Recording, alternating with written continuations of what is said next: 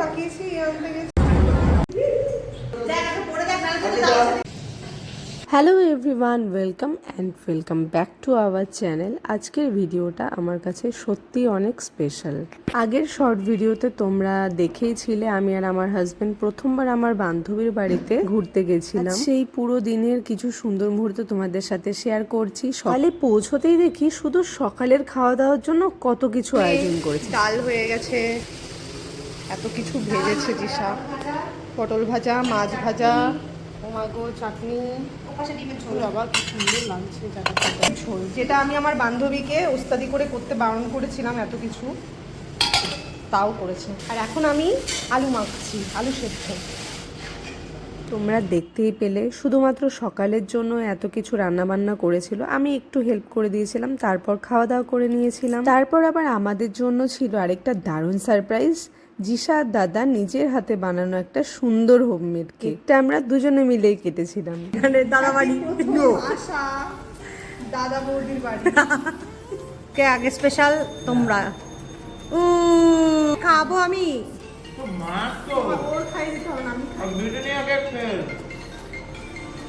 চুপচাপ আগে খা। কেমন আছে সত্যি কথা বলবি? আর মিষ্টি একদম পারফেক্ট, ঠিক আছে না? বেশি মিষ্টি না। আচ্ছা, ও বললো বেশি, ওর থেকে কম খায় ও। ঠিক আছে। সকালবেলার খাওয়া দাওয়া কমপ্লিট করে আমরা চা, বিস্কিট আর কেক নিয়ে বসে পড়েছিলাম একটু গল্প আড্ডা দিতে। সবসময় ওর সাথে শার্ট করে আমার সাথে এইরকম পেছন দিয়ে ঘুমায় আমার দিকে। রোহান, তুই কি করছিস? আলু আলু কাটছি। আর তুই কি করছিস? ও আলু ছুলছে, আমি কাটছি। তুমি কি করছো? আমি কাপ জাল দিচ্ছি, তুমি বসে বসে ঘামছো। আর তুমি বসে বসে ভুল কাজ করছো। আলু দেখ, আলু বেশি হয়ে যাবে। হ্যাঁ হ্যাঁ, লাগবে না লাগবে না। আজকের ভ্লগে কিন্তু আমার বান্ধবীও আছে, ও কিছুটা ভ্লগ করে দিয়েছে। যাই হোক, দেখতেই পেলে দুপুরবেলা রান্নার জন্য জোগাড় যন্ত্র করছিলাম আমি, সাথে আমার হাজবেন্ডও একটু হেল্প করে দিচ্ছিল। অ্যাকচুয়ালি আমরা জিসাকেই হেল্প করছিলাম, তারই মধ্যে ভাই চলে এসেছিল, ভাইকে জিসা খাইয়ে দিচ্ছিল।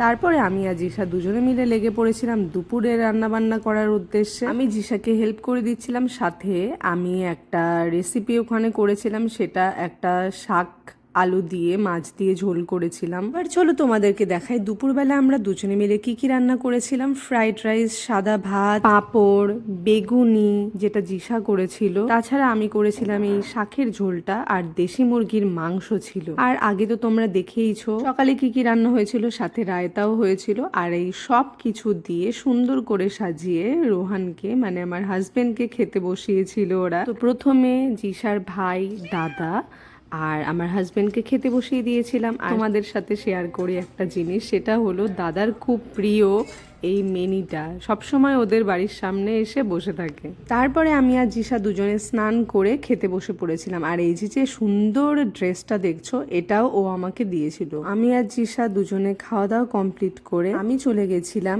এই বাড়ির ছাদে। এটা ছিল 4তলা বাড়ি, যেখানে দাদার কাজের সূত্রে ওরা দুজনে এই বাড়িতে নিচের তলায় ভাড়া থাকে। এই উপরের তলায় বাড়ির মালিক দুজন জেঠু জেঠিমা থাকেন। আর আমার এই দাদা কিন্তু, মানে আমার বান্ধবীর হাজবেন্ড কিন্তু WBCS অফিসার ছিল। এই ছাদ থেকে নাকি অসাধারণ ভিউ পাওয়া যায়, তাই জন্য আমি চলে গেছিলাম দেখার জন্য আর তোমাদের সাথে শেয়ার করার জন্য।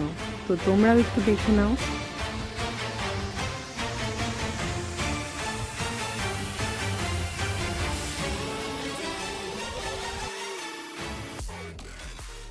পরে দুপুরবেলা সবাই মিলে রেস্ট নিয়ে কিছুক্ষণ গল্প আড্ডা করে চা খেয়ে বেরিয়ে পড়েছিলাম আমাদের বাড়ি ফেরার উদ্দেশ্যে। আমাদের সাথে জিসাও বেরিয়েছিল, আর সবাই মিলে গেছিলাম ওদেরই বাড়ির পাশে একটা বড় ঠাকুরের মন্দিরে। ওখানে খুব সুন্দর আরতি চলছিল তখন। তারপরে ওকে আবার বাড়িতে দিয়ে আমরা বাড়ির দিকে রওনা দিই। পুরো দিনটা ভালোবাসা, যত্ন আর অনেক সুন্দর স্মৃতিতে ভরেছিল। তোদেরকে থ্যাংক ইউ সো মাচ এতটা স্পেশাল ফিল করানোর জন্য। তোমাদের ভিডিওটা ভালো লাগলে অবশ্যই লাইক, শেয়ার, কমেন্ট ও সাবস্ক্রাইব করে দিও। চলো টাটা।